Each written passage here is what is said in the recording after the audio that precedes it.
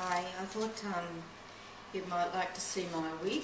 This is what I wore for 2 years. I bought this prior to the second chemo because I had my head shaved because I wanted to take control of my body image, and I was concerned about losing clumps of hair. I'd heard different stories about people waking up finding clumps of hair in their pillow, or when they were in the shower, there was just all fell out. And so my friends decided to have a luncheon, and we had a head shaving party, and it was a lot of fun. Embarrassing, but a lot of fun. So this was the wig that I picked, and we've had a lot of time together. And this is the stockette that goes underneath onto the bald head. Now, it's fine if you've got a bit of stubble there, but no stubble, this can play a lot of mean tricks on you. And one of them was that you'd slip the net over your head and you pop the wig on, and you think, yeah, hey, this looks great.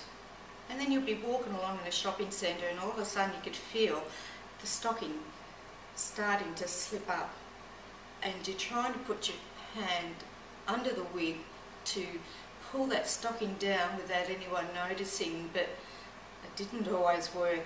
And all of a sudden the stocking would just slip straight off the head and the wig would just fly up, and there was a few embarrassing moments with that.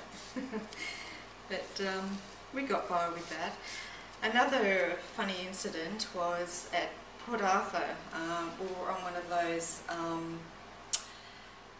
trolleys, people movers, and I was with some friends, and I forgot to put a hat on.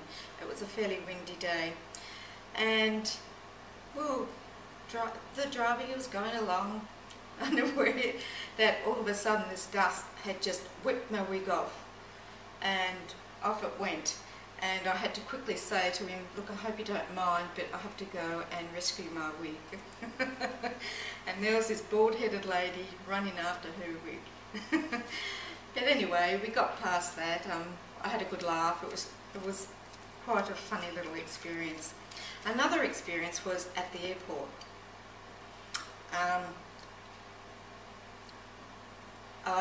We went to Europe to visit our children, and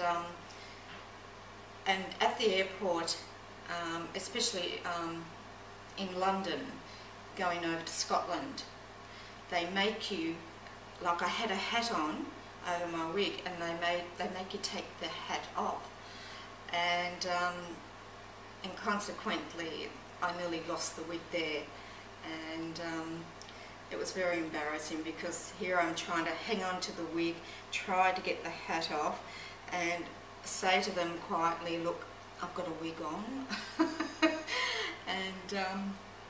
But anyway, look, they were very good about it, and I was allowed to put the hat on once we got through. Now, the other thing I'd like to show you is, these are some of the hats that you could wear, and they're fine. And I'll show you, it just sort of slips on your head like that. And when you're bald, it just keeps your head warm around the house, or, you know, that's mainly how I wore it. I never really wore them outside. And this one, I thought this was quite a little perky little one.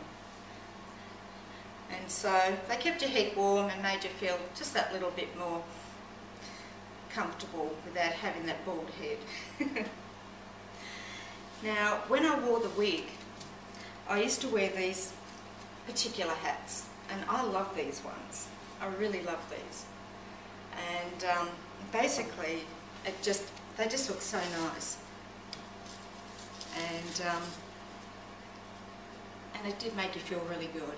That's what I really loved about these hats. Now the other one, there's two here that I've got that were handmade for me with loving care from a dear friend, and they're a velvet hat. No, sorry, a felt hat. Silly me. And these are just gorgeous. They were so warm.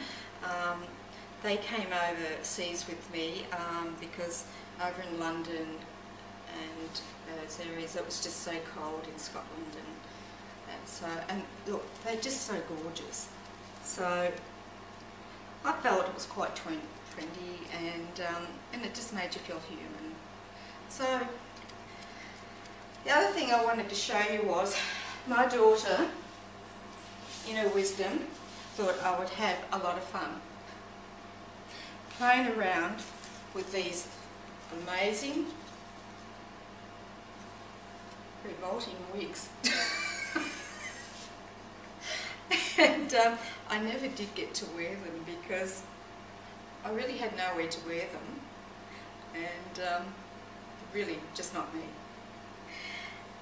Another dear lady, friend of mine, 87 years old, made this and thought I would really appreciate it. And she thought I'd get a great kick out of it. What do you think?